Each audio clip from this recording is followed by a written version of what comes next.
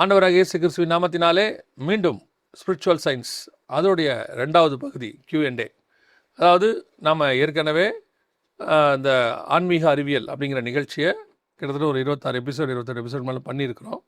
அதுக்கப்புறம் உங்களுடைய கேள்விகளுக்கு பதில் கொடுக்கலான்னு தான் அந்த Q&A செக்ஷனை ஆரம்பித்தோம்.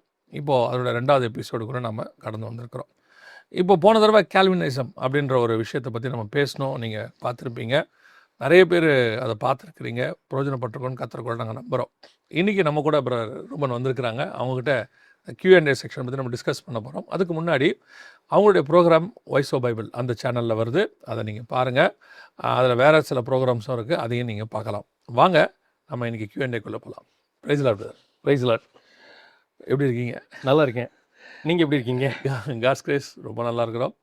இப்போ இந்த Q&A அப்படின்ற ஒரு செக்ஷன் போயிட்டு இருக்கும்போது நான் உங்கள்கிட்ட ஏற்கனவே பேசினேன் இதை பற்றி. ஆனால் இதை இவங்களுக்கும் சொல்லி கொஞ்சம் ரெடி பண்ணலான்ட்டு எக்ஸ்க்ளூசிவாக யூத்ஸுக்குன்னு சொல்லி ஒன்று நடத்தணும் அப்படின்னு சொல்லி எனக்கு ஒன்று இந்த மாதிரி ஒரு ப்ரோக்ராம் ஒன்று. ஏன்னா இன்றைக்கி உள்ளவங்க ஜென்சியை தாண்டி பீட்டாக்கு போயிட்டாங்க அப்படின்னு சொல்கிறாங்க.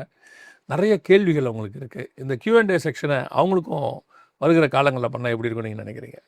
காட்ஸ் வில்லிங்னா டெஃபினட்டாக பண்ணலான்னு தான் நான் நினைக்கிறேன். யூத்ஸ், நீங்கள் உங்களுடைய கேள்விகள் உங்களுக்கு என்ன இருக்குது, அது பிப்ளிக்கலாகவும் இருந்தாலும் சரி, அல்ல பர்சனலாகவும் இருந்தாலும் சரி, உங்களுடைய கேள்விகளையும் எங்களுக்கு எழுதுங்க. இல்லை ஒரு எபிசோட் யூத்ஸுக்கும் ஒரு எபிசோட் இந்த கேள்விகள் ஸ்பிரிச்சுவல் சயின்ஸ்லேயும் கொண்டு வந்து பியூராக இதை ஒரு Q&A செக்ஷனாக எல்லாருக்கும் செய்யணும்னு நாங்கள் விரும்புகிறோம். சரி பிரதர், நம்ம இன்றைக்கி என்ன பார்க்க போகிறோம்? All glory to Jesus. Thank you once again for your warm invitation. நீங்கள் ஜென்சின்னு நீங்கள் ஆரம்பிச்சும் போதே அதை பற்றி தான் இன்றைக்கி கொஞ்சம் அந்த இன்ட்ரொடக்ஷனே ப்ரிப்பேர் பண்ணியிருக்கோம். சரி சரி சரி.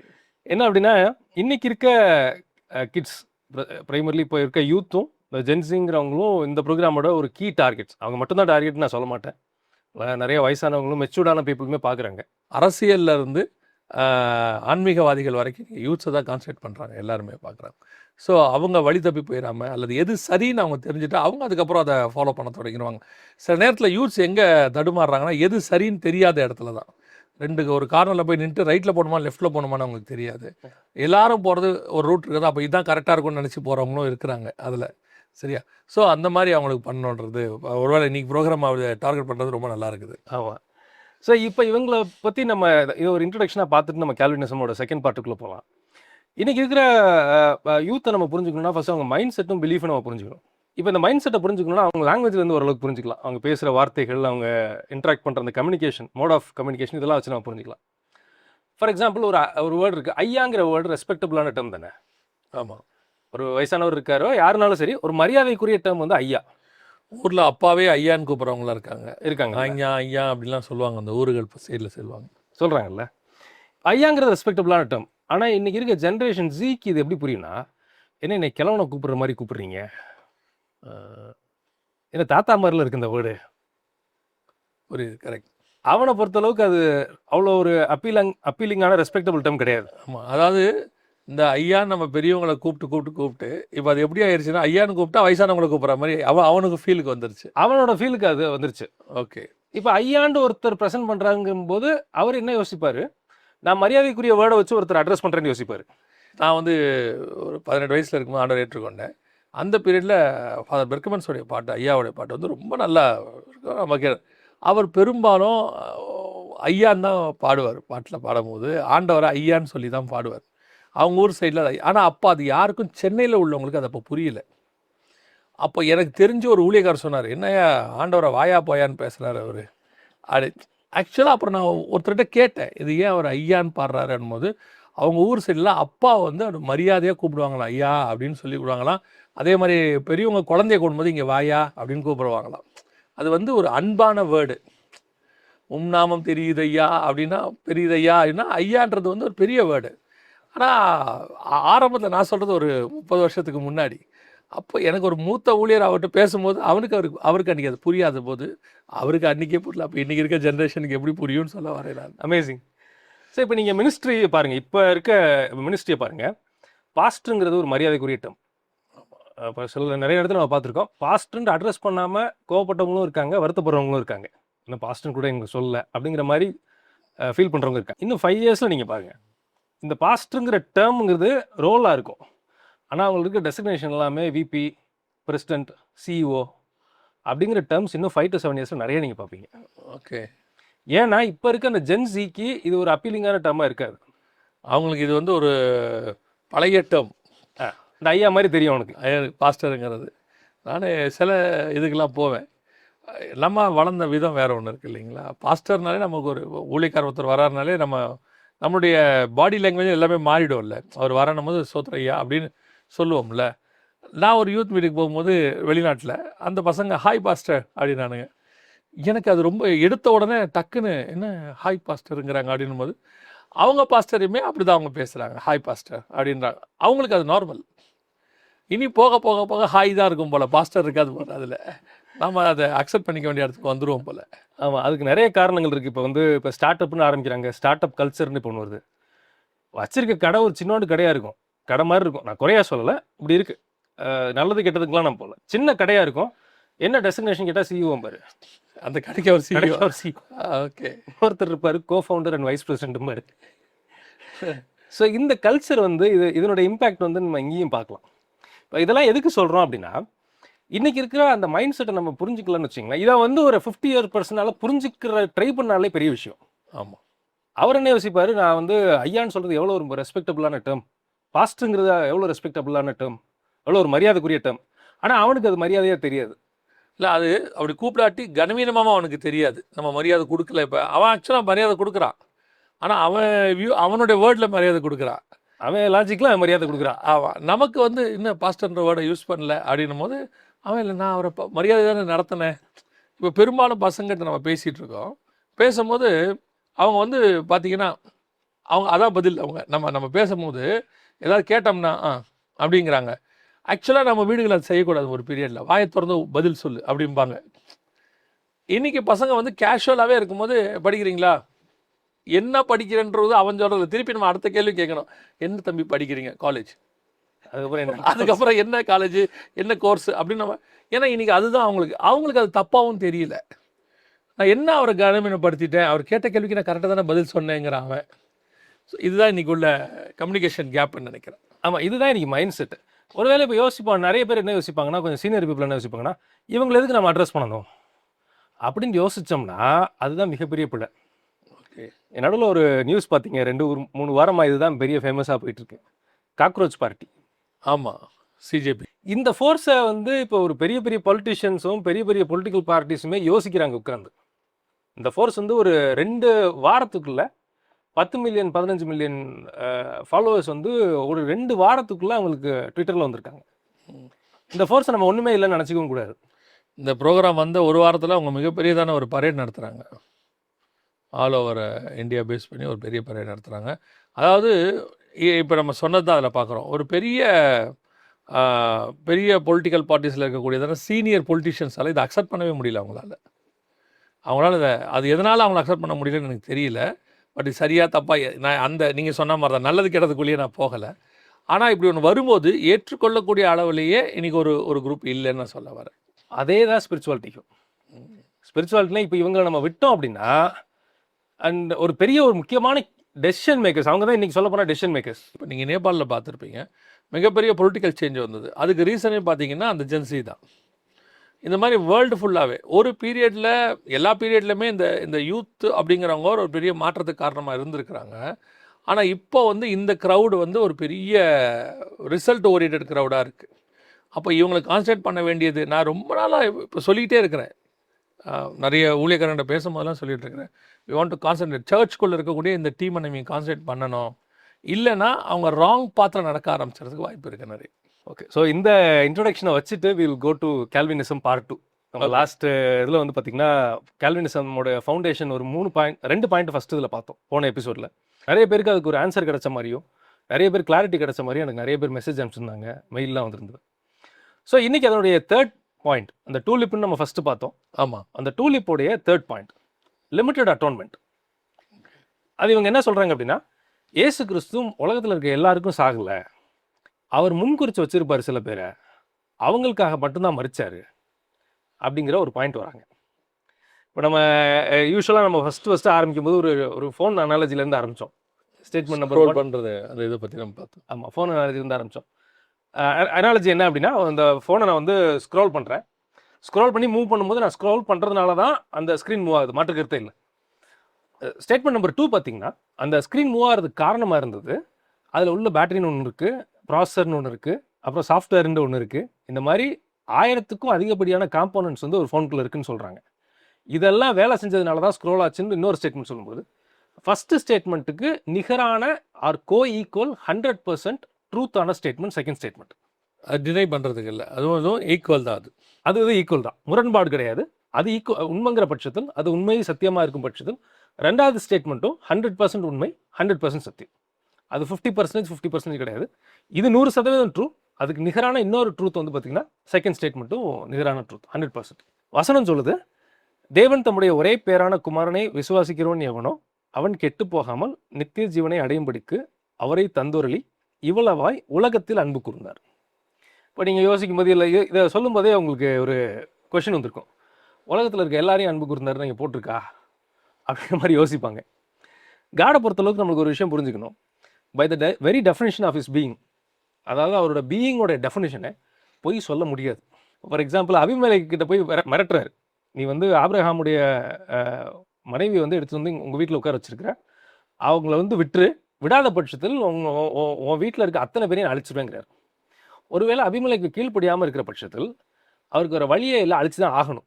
ஏன்னா அவர் சொல்லிட்டார். ஏன் அவர் போய் சொல்ல மாட்டார்? போய் சொல்ல முடியாது. இப்போ நம்ம யூஸ்வலாக சொல்லுவோம், ஒரு ஸ்கூலில் வந்து பிள்ளையை மிரட்டுறதுக்காக ஒன்று சொல்லுவாங்க, வேலை செய்கிற இடத்துல மேனேஜர் மிரட்டுறதுக்காண்டி கூட அவர் போய் சொல்ல முடியாது. அப்பா சொல்லுவார், ஒழுங்காக படிக்கணும் கொன்னுடுவேன் அப்படிம்பாரு. ஆனால் அப்பா கொல்ல போகிறதில்ல, கண்டிப்பாக கொல்ல போகிறதில்ல. ஆனால் சும்மா அவர் மிரட்டுறதுக்கு சொல்கிறது. அந்த மாதிரி கூட நம்ம பரம தகப்பன்னு சொல்ல மாட்டாருங்கிறீங்க? சொல்ல முடியாது. நான் வந்து மிரட்டுறதுக்காக சும்மா சொன்னேன் அப்படிங்கிற லாஜிக், அந்த மாதிரி ஒரு அனாலஜி வந்து காட் மேலே அப்ளையே ஆக முடியாது. நாங்கள் நித்திய ஜீவன் கூட்டங்கள் எடுக்கிறோம். அதில் எங்களுக்கு காட் சொல்லி கொடுத்தது என்னென்னா, 3 டைப் ஆஃப் காரியங்கள் இருக்குது. ஒன்று குட்டு, ஒன்று ஈவில், இன்னொன்று குட் அண்ட் ஈவில். நன்மை தீமை, நன்மை தீமை. காட் வந்து 100% நன்மை. அவருடைய தீமை என்பது அணு அளவும் கிடையாது. ஸோ அவரால் தீமை செய்யவே முடியாது, ஏன்னா அவர்கிட்ட டிசைனே கிடையாது. சாட்டன் 100% தீமை.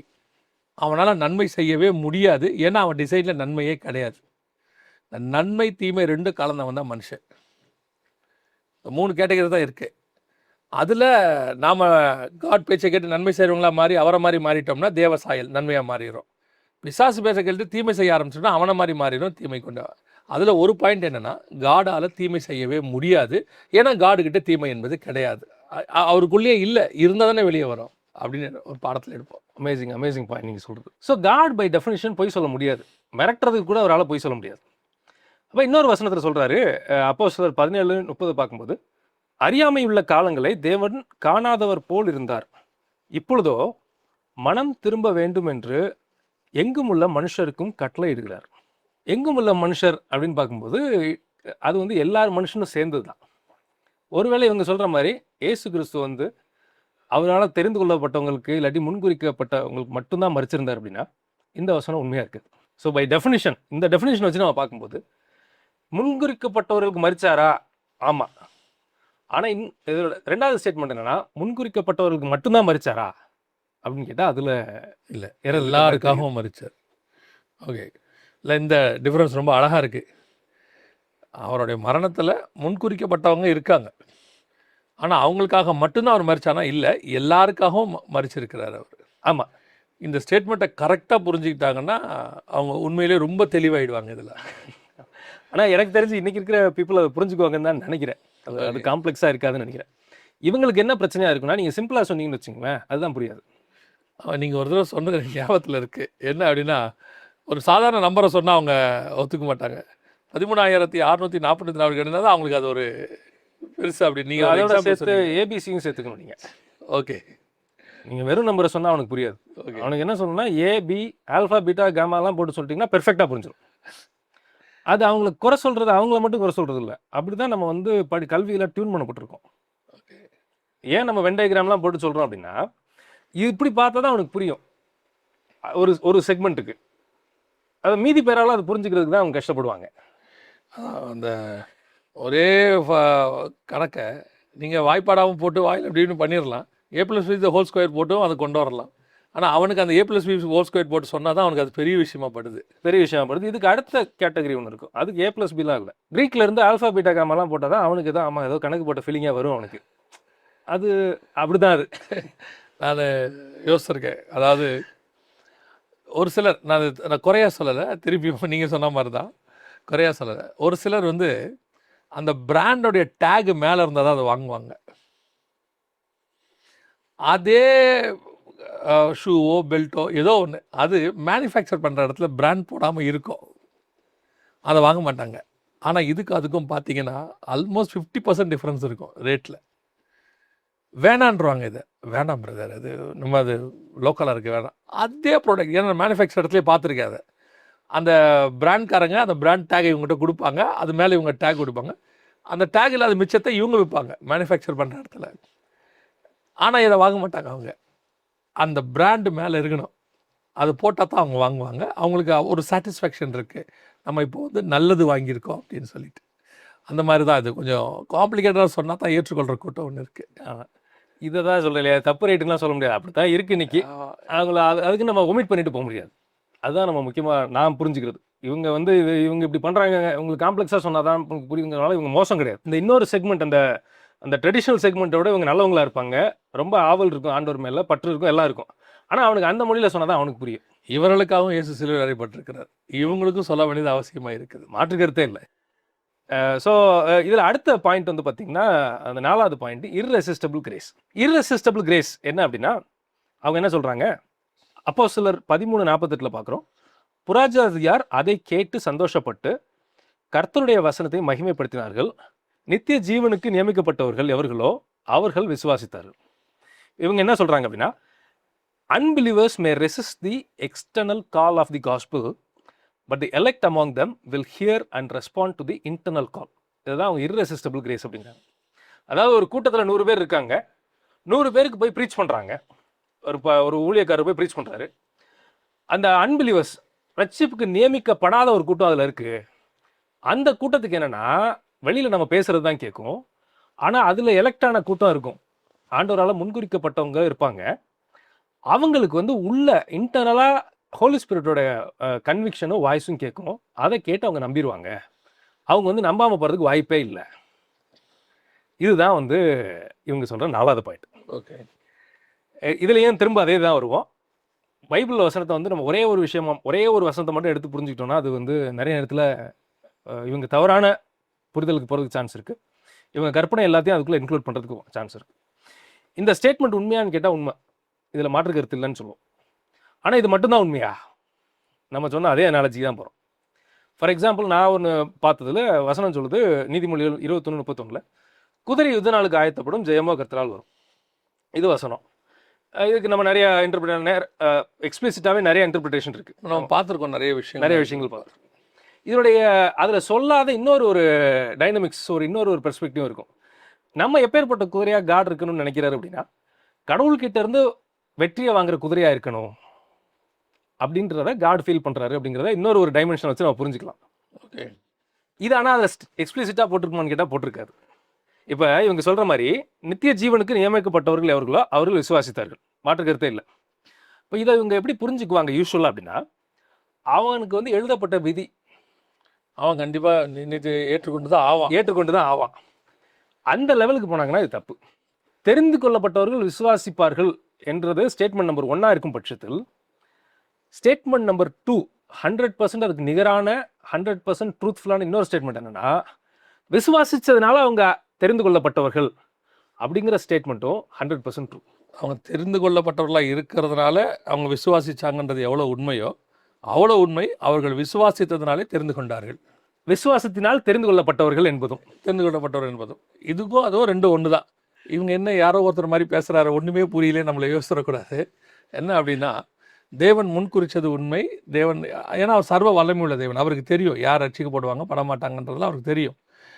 ஆனால் இங்கே இந்த வசனத்தின்படி பார்க்கும் பொழுது அந்த நித்திய ஜீவனுக்குரியவர்கள் அத்தனை பேரும் அதை ஏற்றுக்கொண்டார்கள் அப்படிங்கிறது ஒரு ஸ்டேட்மெண்ட் உண்மை. அதே நேரத்தில் அவங்க நித்திய ஜீவன் நியமித்ததுனால மட்டும் இல்லை, அவர்கள் விசுவாசித்ததனால் அவர்கள் அதை ஏற்றுக்கொண்டார்கள்.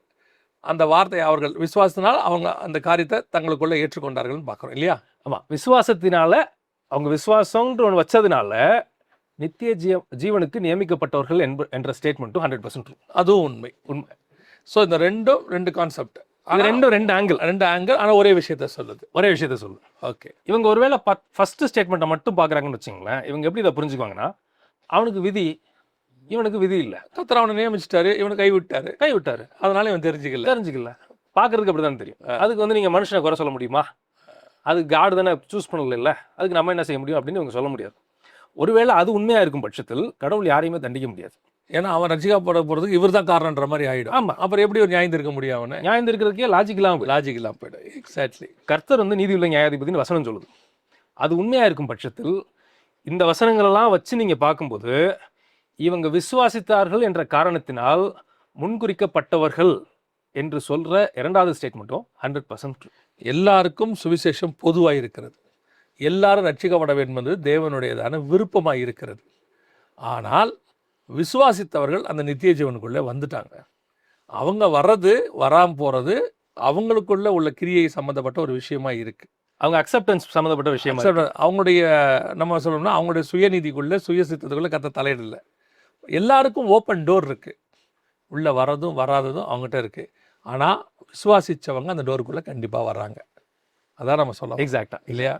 ஸோ இதுதான் இந்த கால்வினிசத்தில் இருக்கக்கூடியதான சின்ன டிஃப்ரென்ஸ். இன்றைக்கி அது கால்வினிசமாக இருக்காது, ஆனால் அந்த உபதேசம் இன்றைக்கி வேறு விதமாக இருக்குது. அந்த நம்பிக்கையில் அவங்க இருப்பாங்க. அது கால்வினிசத்தினுடையதான டாக்டரின்னு இவங்களுக்கு தெரியாது, பட் அந்த டாக்டரின் இருக்கும். இன்றைக்கும் அதை பேசுகிறவங்க இருப்பாங்க. அவங்க சொல்லுவாங்க, நம்ம என்னங்க பண்ண முடியும், கர்த்தர் அவனை நியமிச்சிட்டாரு. ரொம்ப அழகாக பவுல் எழுதிடுறார். எப்படி சொல்லிடுறாருன்னா, தாயின் கருவில் இருக்கும் பொழுதே ஒருத்தனை நேசித்தேன் ஒருத்தனை வெறுத்தேன்னு சொல்லிட்டாரு. அதனால் கர்த்தர் பாரபட்சம் உள்ளவரான பாரபட்சம் இல்லை. ரொம்ப அழகாக அதை பற்றி தெளிவாக எழுதுகிறார் பவுல். ஸோ அதனால் தேவன் எல்லோருக்கும் சமமானவர், எல்லோருக்கும் பொதுவானவர். ரட்சிப்பு எல்லாருக்குமானது, பரலோகம் எல்லோருக்கும் உரியது. ஆனால் விசுவாசித்து அதுக்கு கீழ்ப்படிந்து ஏற்றுக்கொண்டு வருகிறவர்களுக்கு அது சாத்தியப்படுகிறது. தேவன் யாரையும் புறம்பே தள்ளுகிறவர் அல்ல, வேணான்னு சொல்கிறவரும் அல்ல. ஆனால் அந்த விசுவாசத்துக்குள்ளே வராதவர்கள் புறம்பானவர்களை காணப்படுகிறார்கள். கரெக்ட் இல்லையா? கரெக்ட். ரொம்ப சந்தோஷம், ரொம்ப அழகாக எக்ஸ்பிளைன் பண்ணிங்க. இன்னைக்கு உள்ள ஜென்ரேஷனுக்கும் இனி வரப்போகிற ஜென்ரேஷனுக்கும் இருக்கும். இதோடைய இன்னும் ஒன்று மிச்சம் இருக்குது இல்லையா? இன்னும் ஒரு சொல்லிட்டுல இன்னும் ஒன்று இருக்குது. கர்த்தருக்கு சித்தமான அடுத்த எபிசோடில் அதை பற்றி நம்ம வருகை தாமதிக்கமாக நம்ம பார்க்க போகிறோம். இன்னும் உங்களுடைய கேள்விகள் எல்லாவற்றையும் இந்த வாட்ஸ்அப் நம்பருக்கும் இந்த இமெயிலுக்கும் அனுப்புங்க. ஏற்கனவே சொன்ன மாதிரி கமெண்ட்ஸில் போடாதீங்க, அனுப்புங்க. முக்கியமான அவசியப்படுகிற கேள்விகளுக்கு நாங்கள் பதில் கொடுக்குறோம். கர்த்தருக்கு சித்தமானால் வருகை தாமதிக்குமானால் இன்னொரு எபிசோடில் உங்களை சந்திக்கிறோம். God bless you. Thank you brother. Thank you.